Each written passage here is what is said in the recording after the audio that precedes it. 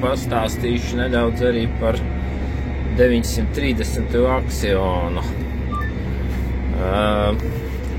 Ļoti klusa kabīne, tāpat kā 800. sērijai Axioniem. Kabīnes identisks.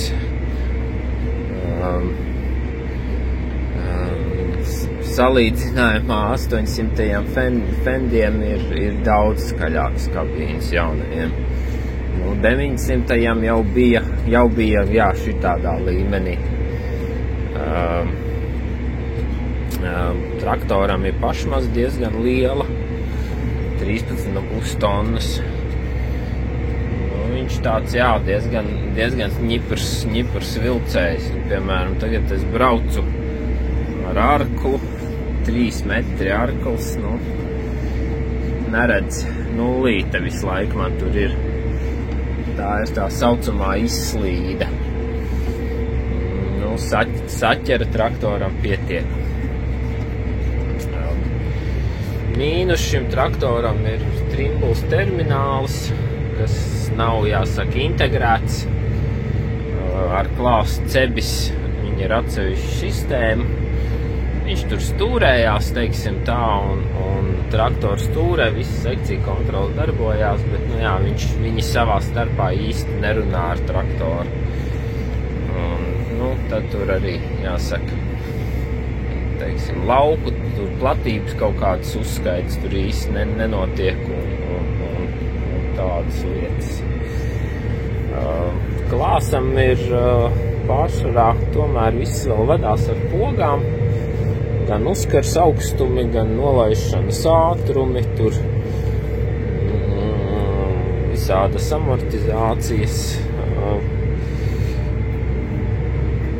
visi tilti, tā varbūt tās klasika, rullīts ir joprojām, nav nekas tur elektrisks. Tas ir gan mīnus, gan plus, kā maršanā patīk pa slapas dubļos raut ar rullīti arklu gaisā, tad ar tiem elektriskajiem, nav īsti piemērots tam. Nedaudz savādāk tad darbs sanāk. Tagad gan jaunajos klāsos, es nezinu vai Latvijā, bet principā viņiem nāk cemis termināls, 12 cm, tāds pats kā cebis. Tur viss ir integrēts ar stūrēšanām un visām laukmals vadībām. Un tiešām, cik es paskatījos dīlera video, Anglijas dīlera video, tad tur viss ir augstākā klasa. Nav ko sūdzēties. Bet, ir savs pluss, ja ir tādi vecmodīgāki braucēji, tad, klāsam, tad tomēr viss ir saspaidāms uz pogām, pa lielam, visi tilti, bloķi. Tas tomēr dažās situācijās ir pluss.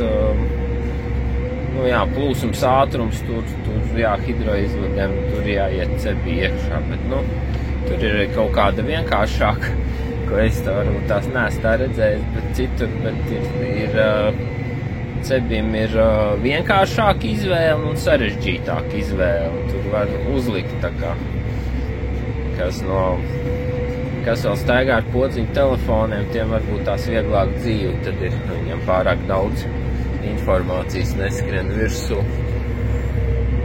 Augšā klimata kontroli integrēta, ir ok, gaismiņas, un rāģiņš parastā magnetola.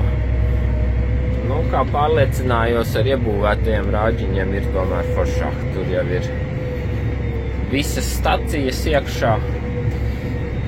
Nav jāsaka, tur nekas jāčakarējās, jābakstās.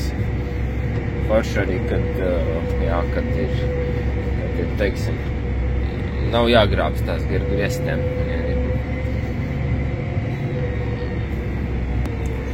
Blakus sēdētāji beņķītis ir diezgan ērts pārdomāts, apakšā ir glabātuve, 2,5 litru pudeles iet iekšā un pa kādai maizei dzesējās no kondicioniera.